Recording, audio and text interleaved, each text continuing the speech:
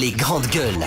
Le jeu des photos, une perception, une idée, un mot, pour définir un leader d'opinion, une personnalité politique guinéenne. Évidemment, c'est un habitué de cette émission, Les Grandes Gueules. Notre invité ce matin, le ministre d'État, Tibou Camara, avec nous. Grand oral. Évidemment, cette rubrique, on essaie de proposer quelques personnalités et puis il nous dira ce qu'il pense. Est-ce que ça a évolué depuis? On verra tout ça. La première personne, monsieur Moussa Moïsila. C'est le Dalen Diallo.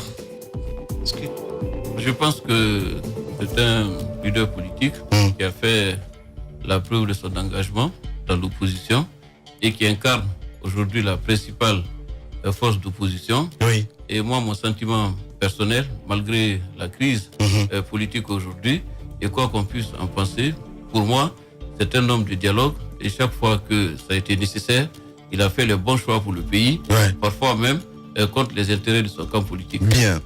Sidia Touré. Sidia Touré, vous avez entendu les commentaires de l'UFR. On a encore toujours le mariage d'amour que tout le monde connaît dans le pays. Ce que je peux lui reprocher, c'est deux choses. C'est souvent d'appartenir à deux camps à la fois. Ah ouais? Et de ne pas changer, ça ce n'est pas un problème, comme il semble le dire en politique.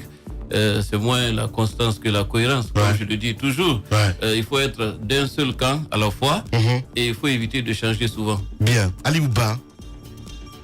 Bon, c'est beaucoup plus un phénomène médiatique qu'un leader politique en construction. Oula. Ousmane Gawal Diallo. La discipline dans la parole et plus de sérénité dans la participation au débat politique ferait de lui un acteur beaucoup plus important qu'aujourd'hui. Domani Doré. Domani Doré, l'impatience de la jeunesse et parfois la passion de la jeunesse. Je pense que c'est une femme d'avenir et c'est sûr qu'elle aura sa place dans le pays en acceptant parfois l'épreuve de la traversée du désert, en étant plus déterminée dans les choix. Et je pense que quand on veut se construire, c'est mieux d'être dans le consensus que la polémique. Docteur Ibrahima Kassoulou Fofana.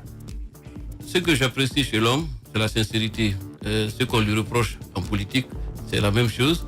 Je pense qu'il a le mérite de la clarté dans les choix et de la fermeté dans les décisions.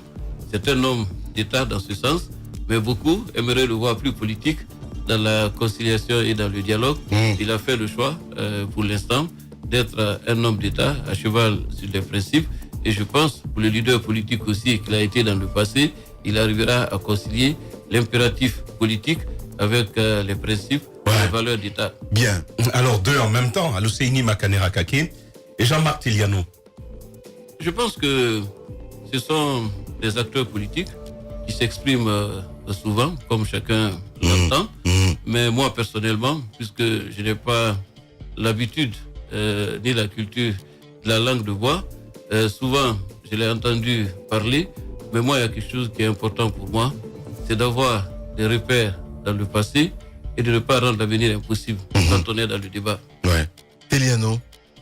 C'est valable? C'est valable. C'est important. Amara Sompari. Amara Sompari, c'est un jeune ministre. Oui, je sais. Qui a fait ses preuves. Oui. Et qui, je pense, Tu veux retoucher à la loi sur la dépénalisation de la liberté de la presse. Voilà. Bien. Dernier, c'est Akabari. Akabari, on l'a beaucoup entendu depuis son départ du gouvernement. Là aussi, il y a une fidélité que j'ai notée au chef d'État et une rupture avec le camp politique. C'est un peu ça le débat dans notre pays. Une chose et son contraire. Bien. Malado Kaba et Kiridi Bangoura. Bon, dans l'ordre, on commencera par d'accord. Ça fait plaisir encore, comme j'ai décidé de le faire ce matin. Malado Kaba, elle a été aux finances pendant un certain temps.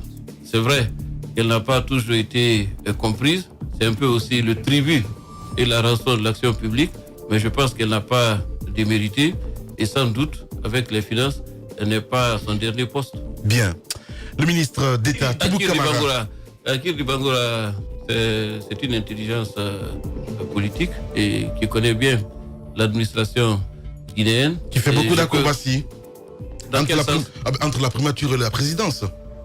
bon, je ne sais pas ce que vous appelez Allez. mais son rôle de ministre d'État, secrétaire général à la présidence, le met entre le Premier ministre et le président, peut-être pas dans l'équilibre que vous souhaitez, mais en tout cas, il est entre le président et le Premier ministre, et entre le président et l'administration. C'est la fonction naturelle d'un ministre d'État, secrétaire général à la présidence, mais ce n'est pas le genre de poste comme celui de ministre de l'Intérieur, où forcément on a besoin d'être populaire, mais on attend l'efficacité, c'est le plus important. Le critère d'évaluation d'un ministre secrétaire général, c'est l'efficacité, ce n'est pas toujours la popularité. Khalil Kaba et Dr Mohamed Diané.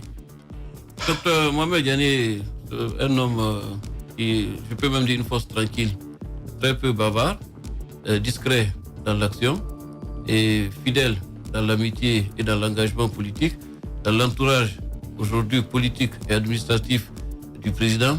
C'est vraiment le gardien du temple, parce qu'il est non seulement témoin de son histoire, mais il est acteur de son régime. Bien. Khalil Kaba, c'est un jeune premier appelé à grandir davantage et à mûrir dans l'administration et dans l'État, mais c'est beaucoup plus un commis de l'État qu'un acteur majeur de l'administration ou de la politique. Il est dans son rôle de technocrate, beaucoup plus que dans un engagement politique, comme souvent c'est le cas à ce poste. Bien. Merci beaucoup. Vous avez parlé de Gassama Diaby? Oui. Gassama. Ouais. Moussa Dadis. Non, Gassama Diaby, sincèrement, je regrette qu'il ait quitté le gouvernement. Et depuis son départ, je ressens avec un pincement de cœur que le pays ait été pour le moment, parce que l'avenir reste ouvert, ait été privé de sa parole et de son talent. Et je pense que son départ du gouvernement n'est ni une rupture avec le président de la République, ni un renoncement à son engagement politique. Ce que je peux lui souhaiter, c'est de connaître une vie meilleure, une vie heureuse, et surtout que cet épisode de parcours ne soit pas l'élément le plus important de son engagement politique.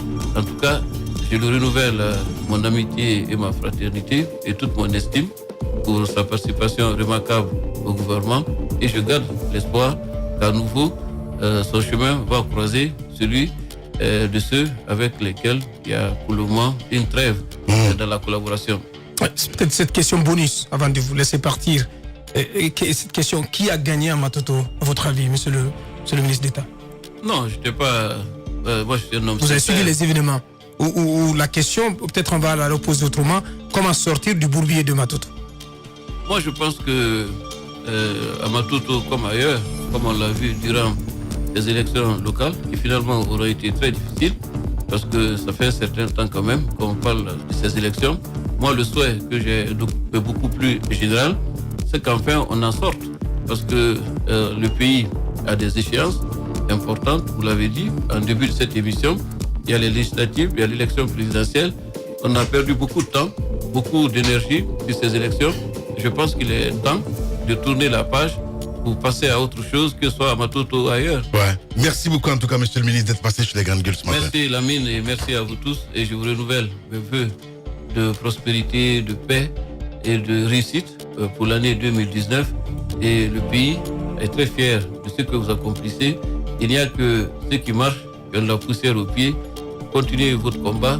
Ça ne sera pas toujours facile, mais l'histoire vous donnera raison. Merci beaucoup. Merci à vous tous à l'international. Grand merci à toute l'équipe technique. À Mohamed Diaby, évidemment, voilà, qui était là depuis 4h45. Prenez soin de vous. On se retrouve demain à 6h30.